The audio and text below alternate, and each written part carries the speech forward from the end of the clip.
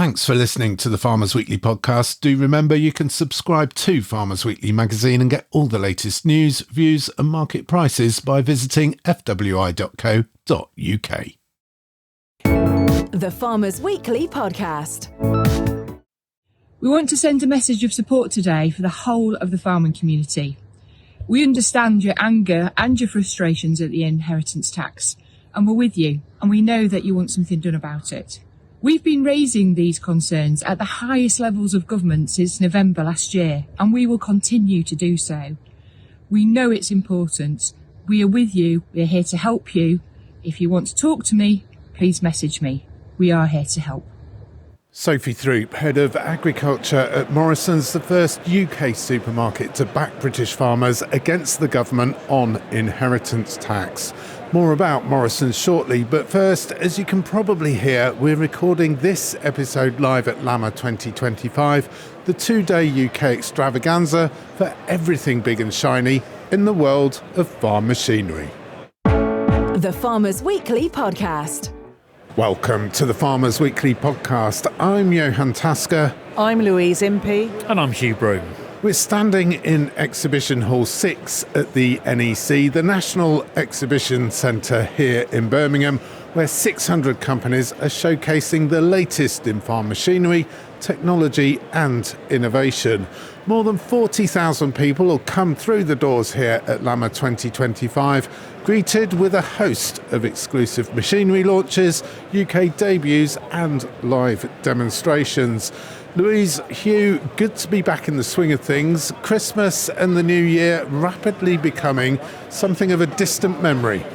LAMMA's always a great post-Christmas sort of, well, it's a get-together, isn't it? In a lovely, huge shed, massive shed, lots of people here. And I have to say, looking out, absolutely packed in terms of exhibitors. There are stalls galore, from the very huge, giant ones, right down to loads of smaller, more specialist stuff. It's really busy. Yeah, and it's certainly come a long way since it moved to the NEC. Nobody likes being outside looking at farm machinery in a muddy field in the middle of January. But here, it's warm, it's dry, everything's polished to within an inch of its life, and there's lots of people here too. There are, and of course it's a very good place to talk farming. You may not be coming along to buy machinery, you may not be particularly interested in machinery, but you can pick up on the latest news and gossip and catch up with people across the industry. And, you know, it does have a good atmosphere, doesn't it? You know, you park your car and you get on the bus, everyone's looking forward to coming in, they're looking forward to going to the bars as well, I might add. But, you know, they want to be here, they've made the decision to give up a day of their time, and the atmosphere really does reflect that. Well, joining us here now to help set the scene at LAMMA is Stephen Howarth from the Agricultural Engineers Association. Welcome, Stephen, to the Farmers Weekly podcast. A tough time out there for many people in farming financially, but as Louise says, nobody really comes to LAMMA to be miserable. So let's take a deep dive, a deep breath as it were. Where are we at the moment in the world of agricultural engineering, the world of farm machinery? Yeah, well, there's no hiding that it's been a pretty challenging year in 2024. Weather, of course, having quite a big part to play in that, and difficult sort of financial situation for farmers, particularly in the arable sector, but I think across the board, and of course the political uncertainty. So all of that's affecting farmer confidence, and that obviously has implications for their willingness to invest in machinery. So we've seen, tractor registrations down sort of 15% or thereabouts, but only kind of in line with some of the other down years, if you like, in recent times. So it's not been terrible, but it's certainly been a more difficult year than the last 2 or 3 years. And we're in 2025 now. What can we look forward to, if anything, this year? I suspect it'll be a little bit of a mixed picture this year. Finances on livestock farms have actually improved quite a bit, and actually the milk price going up quite nicely as well. So I think probably we'll see a bit of an improvement in the market for machinery that's kind of targeted at that sort of farming. Arable farming, though, probably a little bit of a different story. Depending on what happens with the weather between now and harvest, of course that might all change, and I guess that's weather here and weather around the world as well. So I suspect it'll be a little bit of a mixed picture, certainly in the first half of the year, and then it's kind of probably anybody's guess where we end up towards the back end of the year. Again, all the political uncertainty and how that plays out about what the government does in terms of financing farms through their policy once we get through the spending review, and of course what Mr. Trump does on the other side of the Atlantic as well. When we talk about tractor sales as a barometer of the health of your sector and your part of our sector, as it were, presumably though the long-term trend continues that there are less bigger tractors being sold. That consolidation is just going to continue, isn't it? Yeah, I think probably that's right. That's still the long-term trend. There keeps being speculation about when you're going to kind of reach peak power, and people are going to say, actually, these machines are big enough now. We can't keep putting that pressure on the soil. But at the moment, there doesn't seem to be any particular sign of that happening. In fact, this last year, the only bit of the tractor market which has seen any growth at all is the very top end of the power range. I suspect some of that's actually because people are turning to using contractors a bit more, and quite a lot of those bigger machines will go into that market rather than being bought by farmers. Perhaps we need to measure it by total gross sales, because the capital value presumably will be still increasing because of inflation, and per horsepower those bigger machines are probably more expensive than the little ones. Yeah, I mean certainly in terms of the value of tractors that were sold, the last couple of years have been record years. This year it'll be down a little bit, but it's still going to be kind of relatively high by historic standards. Actually, if you look at the long-term trend in the total power of tractors sold, that's much flatter than the number of machines. The machines are getting bigger. The show actually, it seems to be bigger this year. I don't know whether it is, but certainly there's a number of manufacturers here that have returned to the show that haven't been here for a few years. Yeah, and that's right. Some I think that haven't been here, been at LAMMA since it was at Peterborough. The show has turned out to be more successful than a lot of people in the industry thought it was going to be. I think it had a couple of ropey years around the pandemic, as everybody did, and there were questions coming out of that as to whether it was going to succeed in the longer term. But I think actually you can see by the number of people who are here, even at a time when farmer confidence isn't as great as it could be, that actually there's a lot of people here. There are more manufacturers here, not everybody, but increasing proportion of the market's here, and it looks like a show that's got a future. Well, Stephen Howe from the Agricultural Engineers Association, thank you very much. Thanks for talking to the Farmers Weekly podcast. Have a good LAMMA show. Thank you very much. So Stephen Howe there from the Agricultural Engineers Association, Hugh, saying that the livestock sector was quite buoyant. You're a livestock farmer yourself, or primarily a livestock farmer. What are you looking for here? Well, I just point out that, where prices go up, input prices go up as well. The old adage goes, not everyone's flush. What am I looking for? I suppose I'm always looking for... You come to these shows, don't you? They're great social events from a networking perspective and seeing friends and one thing and another. But also you wander around, hopefully looking for some inspiration. But actually for me, it's about always thinking about how can we make things more efficient? How can we get better? And what's the next level? We do that. We just... But perhaps we come to accepting of all the stuff we do on the farm day to day, whether it's feeding, scraping or whatever, and you've also got to be trying to push it out the box a bit in your head and thinking, how can we improve that? So, just looking for anything really that improves. And Louise, from an arable specialist point of view, LAMMA's about more than machinery, isn't it? Oh, definitely about more than machinery. We have got quite a few of the agronomy companies here. There's quite a bit going on in the technology space.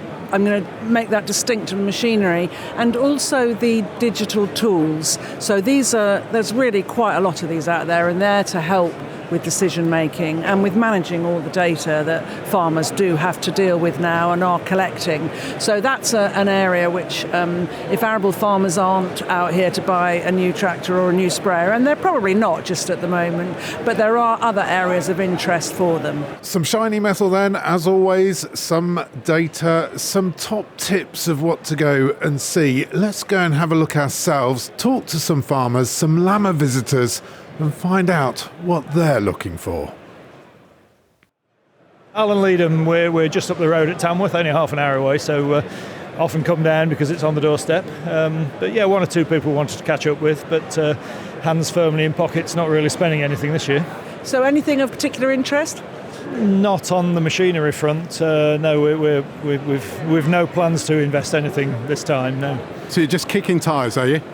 Yeah, we bought a sprayer last year. We wanted to just catch up with them over a couple of small issues that just wanted sorting. But other than that, really, getting a few Enroso points, of course. But yeah, kicking tyres very much. Louise, and I come from Essex, mixed farm. Basically, we have some willow trees and wanted to see if we can manage the grass in between the willow trees, especially with SFI as well.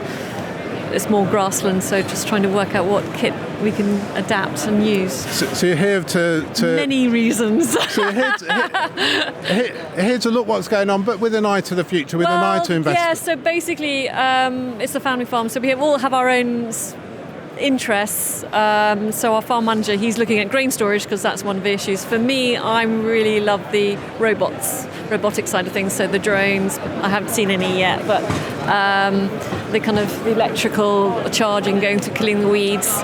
So that's quite fun and dynamic. But then I'm also looking at the practical, like what can I do this year rather than in 5 years ahead, which is probably more trying to go to liquid fertilizer rather than granular, which is what we have at the moment. So to be honest, it's like a pick and mix store of what we'd love to have and what we can possibly do. The point is, though, you're not just window shopping. You are looking here. You are seriously looking to the future. What you can do. We are trying to problem solve what we have, and yeah, it's not it is a lovely thing to do, but also it's trying to solve problems that we have on the farm. I'm from Pontefract, West Yorkshire. Michael Lee. Michael, you're here at the show. Why have you come along to LAMMA?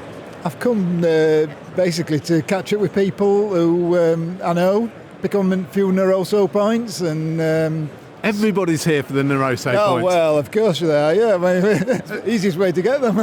any sort of machinery you're looking at? Any bits of kit? I've been following up on some gear I've bought in the past. I bought a GPS system, and it's a chance to meet the guy, talk about what I'm not doing right to use it better. So yeah, I've yet to see the people who I bought a drill from.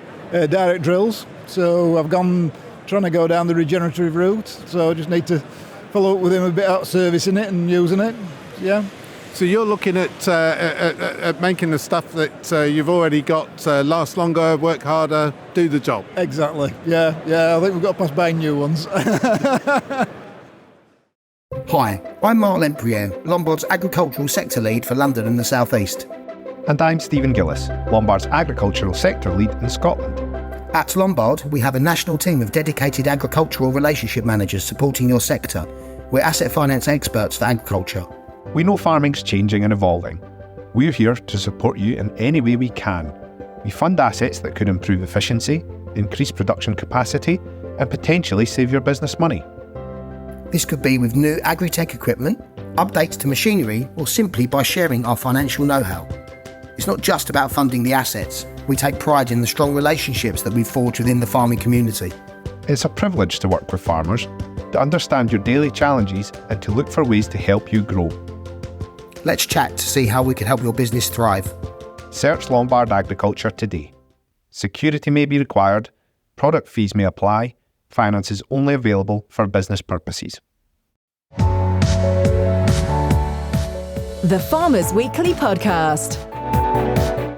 You're listening to the Farmers Weekly Podcast, recorded live here at the 2025 LAMMA Farm Machinery Show. Lots of farmers here, some of them investing in new machinery, some just window shopping, but everyone keen to see what's going on. Times are challenging, we've heard about that, so what are manufacturers doing to make machines more affordable for farmers and contractors?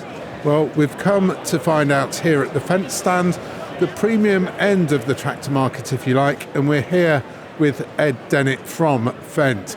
Ed, a lot of shuffle gilets among the visitors to your stand here, premium farm wear as well as premium tractors. We got some colleagues over from Germany and they said to me, "What is this some sort of rural uniform everyone has to wear?" I said, no, don't worry. It's just, I don't know. But anyway, not us this year. Well, Ed Dennett, you're retail market manager for Fendt. We've got lots and lots of shiny kit here. You're at the top end, the premium end of the market. How's the market treating you? All right. I think Obviously, there's some different bits in the sector that we're dealing with at the moment. I think the inheritance tax thing is something that keeps coming up. But to be honest, we're very fortunate in our sector of the market.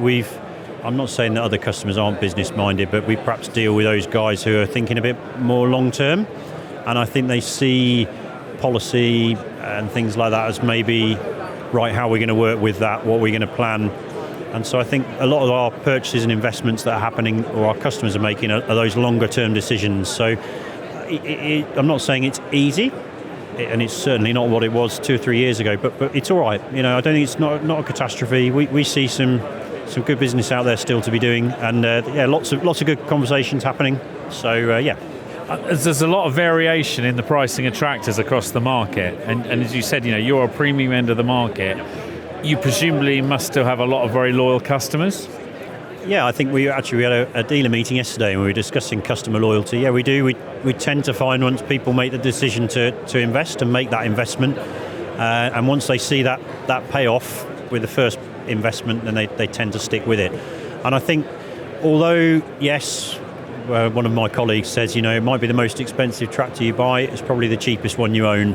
And there's a lot of things we're doing in terms of service plans, what we're doing in terms of servicing and service costs, warranty, longer term warranties. We're seeing a bit of a move from customers to maybe keep their machines longer, particularly with things like SFI, maybe reducing hours that they're putting on machines each year. But we're there to help customers, give them more fixed cost for a longer period, remove the uncertainty from their business as much as possible. And I think that's why we're probably better placed than some others in the marketplace. So on that point about being a cheaper brand to own long term, obviously for a farmer, once you've dealt with most of the depreciation and your machine is still running reliably for you, there's not a lot of incentive, is there, to change it? What can you do about that? I think that is the this is the risk. I mean, obviously, we're a manufacturer, we make tractors, we want to sell tractors and other farm machinery as well. But I think we see it that we want to give customers the confidence to potentially run that longer. Obviously, then they're still going to be servicing and buying parts for the machines. There's been a tendency, I think, in the past to change because I'm getting an upgrade, I'm getting more tech. We're perhaps seeing that levelling off now. But I think, it's certainly something for us to overcome. And we're obviously bringing out new features all the time, but perhaps not just those massive technological jumps we've seen in the past. But it's that removing uncertainty from the business that we're about, and that's where we think we really do offer something to customers. Ed Dennett from Fent, thank you very much. Great. Thanks for talking to the Farmers Weekly podcast. Lovely to speak to you again, thanks. Cheers, thank you. Very much. Now, further along the exhibition hall here at LAMMA is farm equipment manufacturer Kuhn, specialists in, among other things, grassland machinery. And we're here with Kuhn sales manager John Holland. John, lots of orange kit here. Is the future orange? Well, that's what we like to believe. So, yeah, we've put a good display on to try and show our full range, really. As Kuhn Farm Machinery, we offer a full portfolio of equipment from livestock equipment through to arable and everything in between, really, from maintenance, crop care. So we're trying to give a good example of this, show customers what we can offer them to solve their solutions, what they're looking for in their businesses. And John, so one of the commentaries around this year's event is the fact that the livestock sector is possibly feeling a little bit more hopeful given its values versus our colleagues on the arable side of life. Is that something you're seeing in terms of your sales and sales interest on your livestock side of the range?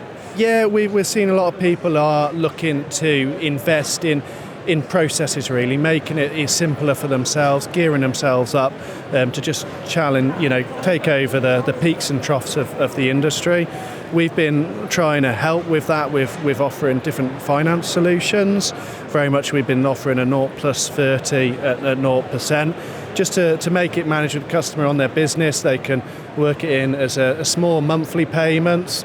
As a 0+30, the deposit of the trading machine should hopefully cover that initial instalment and break it down so it's more manageable for them, with their business going forward. And have you actually seen an increase in sales volume into those livestock lines? the conversations are being had. We're finding that people are gearing themselves up. They're chatting about what they need to do within the business, and that's where we're just trying to offer them solutions, whether it's upgrading a diet feeder, getting themselves a new tedder or rake ready to do the grass harvest.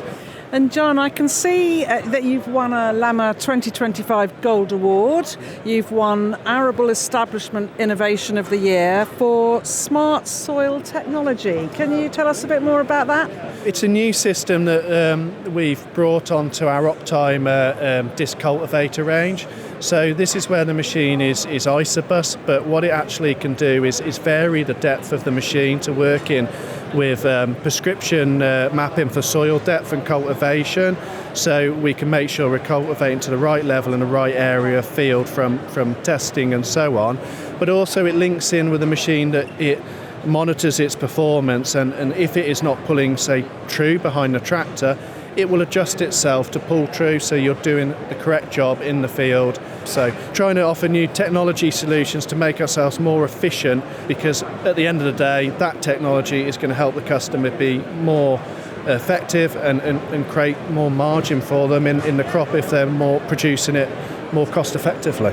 There is an emphasis here on stuff like electronics. It's not just about big shiny metal, is it? It isn't. It's about efficiency. We're all got businesses. If we can produce machines more efficiently, we can be more competitively priced. If a farmer can produce, whether it's stock, whether it's arable crops, if they can be more efficient in producing that, they've got the ability to make more margin in it. So we're trying to offer solutions to help them do that, and then also finance solutions to make sure they can manage that within their business and the cash flow going through.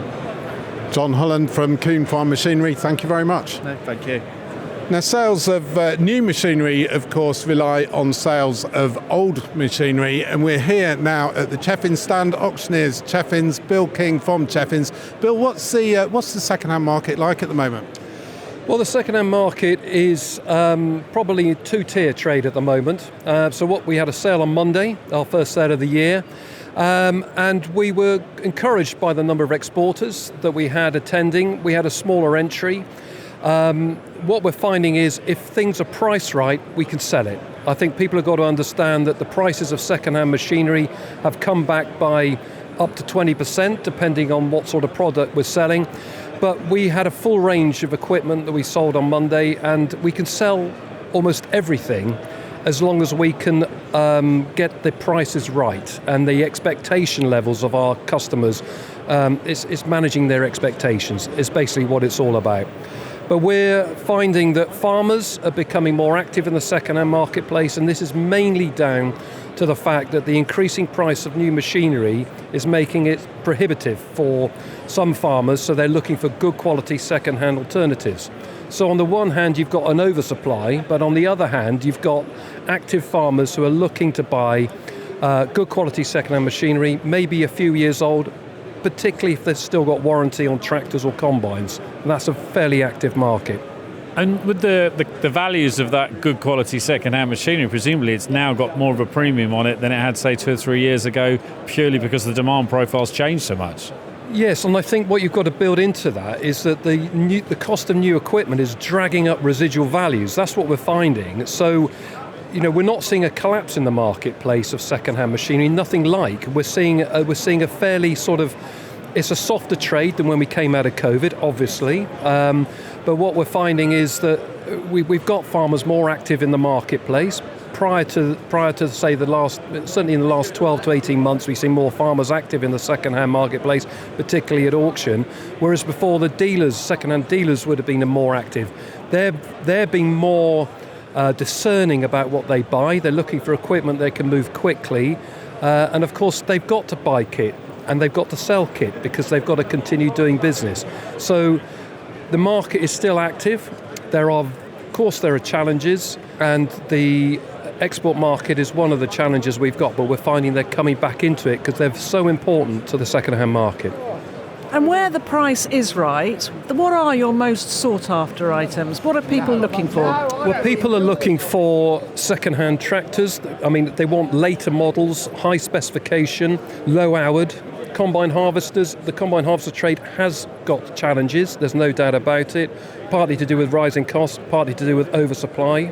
But if it's got warranty, if it's low out and high spec, farmers will be looking to buy that. We're doing quite well with implements and machinery as well. Trailers, again, have gone massively up in price, so that's really bought the second-hand trade, has made that stronger.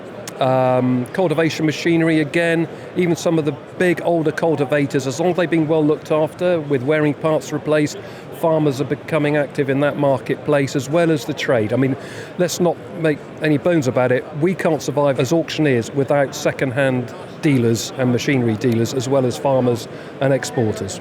Cheffins, of course, really well known for your monthly sales at the Cambridgeshire Showground. Nothing like that here on stand today, but there is something very, very special. The centrepiece of your stand. This tractor here, Bill, what is it? So this is a 1963 Fordson Super Dexter, which we purchased at an auction sale we were doing for some very good clients of ours in Lincolnshire. We bought it at auction with the view to completely refurbishing it, and we brought it back to our sale ground at Ely, and some excellent agricultural engineers, Young's of Streatham near Ely, have completely been through the tractor, completely refurbished it, done some amazing paint work on it as well. It probably looks much better than it when it ever left the factory. So we're delighted to be offering it for sale for charity by auction at our Cambridge Vintage Sale on Saturday the 18th of October this year. In the meantime, it'll be attending the National Road Run, the Suffolk Show. It's going to various other events during the course of the year, and we'll be promoting it and hoping that we'll make lots of money on the day that it's sold. And generating lots of interest from LAMMA visitors, young and old. Absolutely. This tractor, we've been here, what time is it? It's lunchtime, and we've had non-stop people viewing and looking at the tractor. Slightly worried about people leaning on it and zips against the tin work, but we're keeping a close eye on it. But it does absolutely look superb under the lights here at LAMMA. Bill King from Cheffins, thank you very much. Thank you very much. The Farmers Weekly Podcast. You're listening to the Farmers Weekly Podcast here at the LAMMA Machinery Show. Now, it's not just machinery manufacturers and auctioneers who are backing farmers.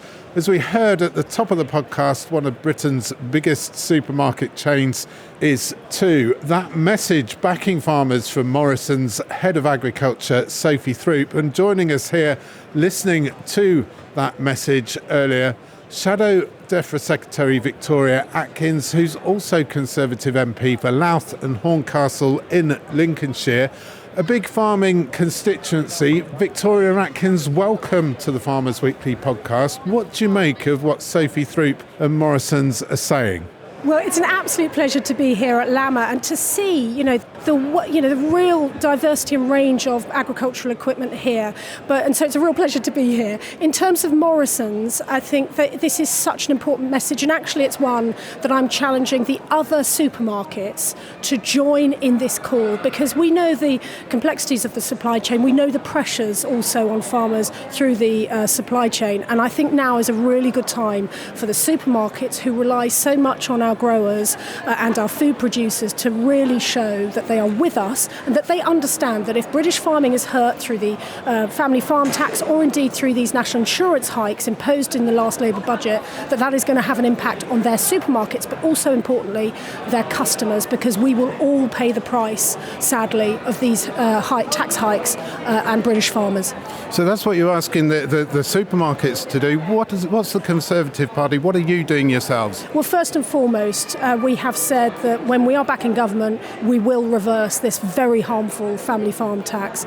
But I also, as Shadow Defra Secretary, want to work with the farming community and indeed everybody who cares about our countryside to put together policies for the future. Don't get me wrong, this is a long process. We understand that. We know that we did some good things in government. We also know that we got some things wrong. And so I am here genuinely with an open mind and an open heart, working with not just the wider countryside, but also, of course, my constituents. I open my front door at home and I've got fields of arable crop outside. So I get it. I want to work with the farming community to really ensure a bright and thriving future for our farming industry. And guess what? Here at LAMMA today, we're seeing the future of farming. I've been really struck by how many younger people there are here. And they are the future of farming. We need to ensure that we're working with them to ensure that we've got their professionalism and expertise in the countryside, but also that they're looking after our countryside for us. Victoria, obviously you're against the tax, the imposition of this family farm tax, as indeed as the rest of us in the industry. But coming as someone that was in the previous administration and the Labour line comes out, well, you left us with this 22 billion black hole. Was the black hole a fantasy, or is it there? It is, and nobody believes it, because we know that, for example, as the first thing they did when they came in was to grant the union's demands for tax hikes, both in health, my former health secretary, but also for the train drivers. And when we look at the collection of policies they've had so far that have really hit home, winter fuel payments, why are they targeting pensioners, particularly when it is so cold this winter? Why are they targeting family farms? Why are they targeting the wider family business community? We know in Lincolnshire, it's not just our family farms that are hurt by this. It is all of the associated businesses. It's even the bakers and the butchers on the high street. And so, and they're all affected by this tax hike for inheritance tax. But everybody is also affected by this tax hike in national insurance. And when I was home over Christmas, I was listening to business owners, and they are genuinely worried about maintaining their staff levels, but also employing younger people. This Labour government have suddenly made it more difficult to do business, and that is just simply wrong. Victoria, I heard you speak at the London Palladium in December, which was an organised event. We've also seen tractors on the streets of London. More recently, some blockades starting up and more action possibly planned. What do you think farmers should do to get this message home and to try and get this reversed? A lot of Labour Party politicians seem to think that farmers are, and I use this word, I quote, landed gentry, and trying to point out to them that not everybody owns the land on which they farm, that actually margins can be very, very tight. Getting that message across, I think, is critical. And guess what? The public are listening to us, because we know from various polls over Christmas that there are 3 policies that the public have really, really taken notice of. Winter fuel payments, snatching those away from the most vulnerable in society, waspy pensions and the broken promises of Labour politicians on that, and also the family farm tax. So the message is getting through, and part of my job is to make that connection for people between what is happening on our family farms and what is happening in our supermarkets, our food shops, because that's how people really sadly feel the cost of this policy.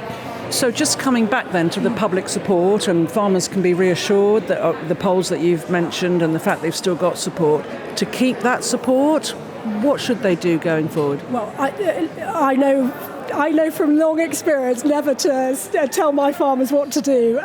Very, very independent folk. But I think so far the combination of actually all of the formal organisations, if you like, the NFU, the CLA and others, coming together, Tenants Farmers Association, coming together with a united message on this is really important. I think the work of the CAAV is critical, but I also know that there are many farmers out there who want to do more.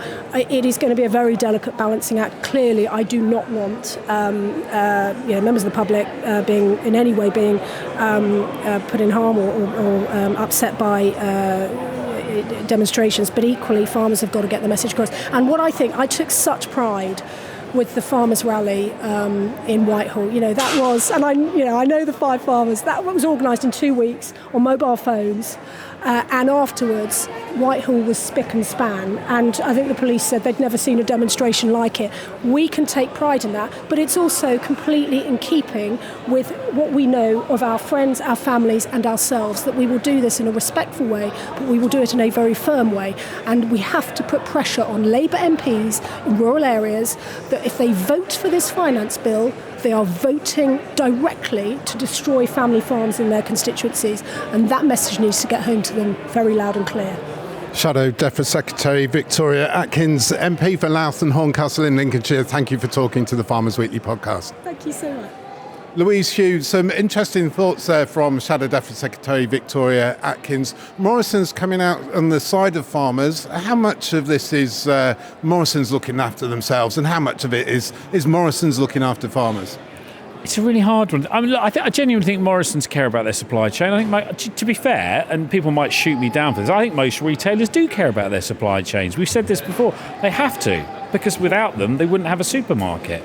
Equally, you've also got to remember that all of these retail businesses as well are not just potentially worried about instability within their supply chains, but I'd imagine, if you were Mr. Tesco, you'd be pretty worried about the NI bill you've got to start paying come April the 6th this year. So it's a bit of a double-edged thing there. But look, fair play to them coming out and raising the point. Let's hope we see the other retailers. And it's back to this question I asked Victoria as well, not just around the farming, but when you look at the wider stuff around business property, BPR going, and the businesses that will impact across the piece economically in this country, it is huge. So it's widening that conversation out, which can only be a good thing. NFU President Tom Bradshaw here today, of course, saying that when farming sneezes, the rest of the supply chain catches a cold. Absolutely, and we've heard today from, quite a few farmers on this, but one farmer making the point that there are 85 different businesses reliant on his single business. So those are his suppliers, that's who he's paying. So that it was really good to hear Morrisons come out with that, and also it was interesting to hear the NFU say here today that they are talking to all the retailers and have been doing so since November on the likely impacts for them and on the supply chain. So there is more pressure coming on now, and I think that's a very good thing, really. I think you also remember just how delicate a line the retailers tread in terms of when they think about the demographic and the reaction to the market of what they say. And for a retailer to come out and say something effectively, it's a political statement. Now that's something, because you want to be all things to all people as a retailer. So there will be people that shop in your shop that think what the Labour government's doing is fantastic, and there will be people that shop in your shop that will think completely the other way. So to actually position yourself, that is quite something. We mustn't underestimate that. And Louise, this wasn't an off-the-cuff comment by Sophie Throop. This would have been planned. This would have been cleared at a corporate level. It wasn't just something that she decided to record on her family farm in Yorkshire and stick on Twitter or X. No, it isn't. And of course, you have to remember that Morrisons will have been aware of the polls showing the public support for farming. You have to remember that. Morrisons' customer is the public, so they will be tapping into that sentiment and that support for farmers for their own business just as much as they are for the farming industry. The Farmers Weekly Podcast. So we're coming to the end of our time here at LAMMA 2025 at the Birmingham NEC. Crowds still buzzing, stands still busy, lots of ag students with mullet haircuts still mulling around with carrier bags full of merch. Louise, Hugh, have you found it today? Do you know, it's been given... Everyone's obviously quite preoccupied with fiscal matters and have been since the end of October, plus all the other delights that are probably about to be served up by our current administration. I'm actually thinking everyone's quite upbeat here. I think the reality is possibly the manufacturers, the agents, the dealers are not as... They're worried. There's definitely worry. And it's interesting, I was talking to one large global European-based forklift manufacturer earlier on, lady from Manitou, and it was really interesting. She said that last year wasn't as bad as they thought, but they're apprehensive about next year globally, not just within the UK market, within the European context. Obviously what's going on with America, there's lots going on, but through it all, fair play to the machinery industry. They have invested with flying colours in this show. The amount of kit in this room, the quality of the stands, the layout, everything. Full marks. Absolutely brilliant to see. And for those that are missing, they might look in and go, oh, perhaps we should be there. For those that have come back, and there's more big brands back in the room again this year, fair play. So, yeah, great event, really well laid on. In terms of individuals attending, I would say, I haven't been for 2 years. We've definitely reached peak showful now, because I think showfulls are on the decline, even amongst the students. But I still think we haven't yet got to peak mullet.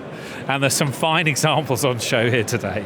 So half a haircut, that old business on the top, party down the back kind of look. Louise, how's it been for you? Well, I have to agree with Hugh, actually, that there's more optimism here than I thought that there would be. And I'm pleasantly surprised by that. I hope it's not false optimism, but as you said, everybody is quite occupied with what's going on at the moment, and they know that times are going to be quite tight this year. There are going to be some cash flow challenges, and we've talked about that before. But really, they have all turned up. They've come to see what's going on. We know that there's a bit more interest in machinery, equipment, whatever you want to call it, that can be a little bit more agile, that can respond to these changing weather conditions. So, for example, some of my big arable farms now, they might be running 2 smaller drills rather than 1 great big drill, because it just allows them to get the work done when it needs to be done. So we're seeing some of that here today. As I've already said, we're seeing more technology and more interest in the technology and the digital tools that they will probably be going to use if they're not already using them. So, yes, it's been a very upbeat occasion, and I think it's really good for the industry to have one of those. There are people window shopping here. There are people investing. There are lots of ag students as well. It is upbeat, isn't it? Yeah, no, look, as ever, phenomenal turnout from the student population. It reminds me of when I was a boy, when we used to go to... This didn't exist. We all went to Smithfield. What a show that was. Anyway, what I would say, though, is there is optimism, but people are also here with another agenda, which is because of the challenging times, there are opportunities here for them to invest to make their job more efficient, and therefore there are potential opportunities for the right machines and the right solutions for those manufacturers. So people are seriously looking at, can I buy this machine and take out 2 other machines, and how can I speed the job up? How can I make it more efficient? Data, as we know, has never been more important. So there's lots going on, but to say this is an industry, this is an industry that's concerned, this is an industry that's taking itself very seriously. It's looking to get as efficient as it can and as resilient as it can, because it's suddenly, with the huge doses of realism, realising there are some serious challenges out there. Louise, there are challenges out there, as Hugh says, but people, at least some of them, are investing, thinking differently, thinking outside the box. Fortune favours the brave almost. Well, let's hope that it does do, yes. I mean, you have to be quite brave, don't you, at the moment, to cope with what's coming down the line, what's being thrown at you at an almost daily basis, really. So, yes, and there are solutions here. We've seen, I don't know how many halls of kit and equipment there are, but there are definitely solutions here, and there are things that are going to be able to make a difference to some of these farmers. I mean, we've bumped into people, haven't we, today, who've said, no, my hands are firmly in my pockets, I've just come for a look-see. And that's perfectly understandable at the moment. I've also bumped into other people who have cautiously admitted that they are looking at new grain store equipment, and in fact I even bumped into one father and son team that I know, and they are actually going to upgrade their sprayer. Now, I don't expect there are many people doing that here, but it's good to hear that these long-term plans are still in place and that they see a future in what they're doing. Certainly not all doom and gloom then here at the 2025 LAMMA show. That's it from the NEC here at Birmingham. Do join us again for the next Farmers Weekly podcast next Friday. Do remember to subscribe to us wherever you get your podcasts, and if you really do like what you hear, do leave us a 5-star review. You can also email us at podcast@fwi.co.uk. We'd love to know your plans when it comes to farm machinery and investment, whether your hands are in your pockets or whether you are indeed spending. And if you're in the UK, you can also message us by texting the word farm followed by a message to 88440. For now, though, from the Farmers Weekly podcast, I'm Johann. I'm Louise Impey. And I'm Hugh Broom. Thank you for listening.